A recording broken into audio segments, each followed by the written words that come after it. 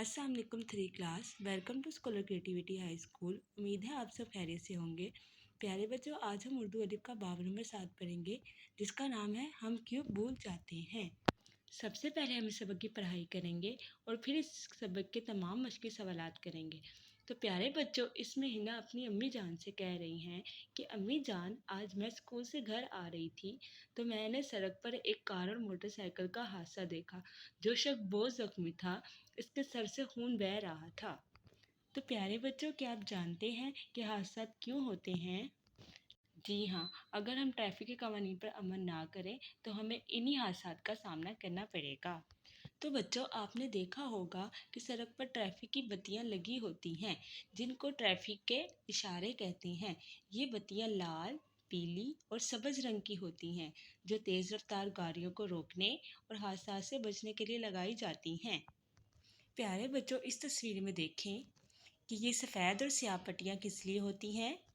जी हाँ, ये सड़क पर पैदल चलने वालों के लिए होती हैं, जिनको ज़ेब्रा क्रॉसिंग कहते हैं। तो बच्चों, अगर हम इस ज़ेब्रा क्रॉसिंग से भी सड़क पार ना कर सकें तो हमारे लिए सड़क के साथ एक रास्ता बनाया जाता है, जिसे फुटपाथ कहते हैं। तो जी हाँ प्यारे बच्चों, हमें चाहिए कि हम ट्रैफिक के कानून पर अमल करें ताकि हम हादसा से बच सकें। तो बच्चों, अब हम हिस्सा नंबर 1 के अल्फाज मायने करते हैं, जो आपको किताब पर दिए हुए हैं। फर्स्ट है हादसात। ये हादसा की जमा है अचानक पेश आने वाली मुसीबत। गुमसुम, खामोश यानी चुपचाप। कवानीन, कानून की जमा। नाखुशगवार, नापसंदीदा। फुटपाथ, पैदल चलने का रास्ता।